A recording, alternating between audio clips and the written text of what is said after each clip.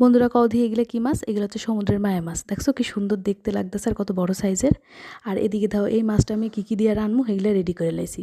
দুধ কচুর ডাইগা, বেগুন, আলু আর ঝিঙা এরকম সরু সরু করে কাটতে লাইছি। আর এদিকে আমি মাছটা কাইটটা তাতে নুন আর হলুদ মাখায় রাখছি। মাছের মাথাগুলো সব কাইটে রাখছি, বুঝলা? এবার আমি মাছগুলো সব ভাজতে নিই।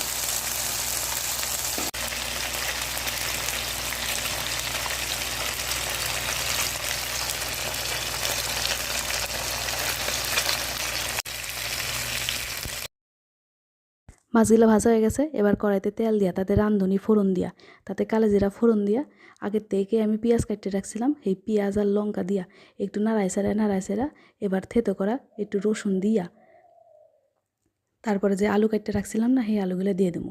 আলুগুলো দিয়ে একটু ভাজা ভাজা হইলেই সবখানি সবজি দিয়ে দেবো। দিয়ে একটু তাতে পরিমাণ মতো লবণ আর হলুদ দিয়ে একটু নাড়াইছেড়াই নেবো। বন্ধুরা, আমার এই রান্নার ভিডিও যদি তোমাকে ভালো লাগে প্লিজ আমার চ্যানেলটা সাবস্ক্রাইব করে দিও। এবার এটা ভালো করে নাড়াইছেড়াই ধরো প্রায় সেদ্ধ হয়েই গেছে। ঝিঙার তো একটু জল বেরিয়েছে। এবার আমি পরিমাণ মতো জল দিয়ে তাতে উপরে দিয়া মাছগুলো দিয়ে দেবো।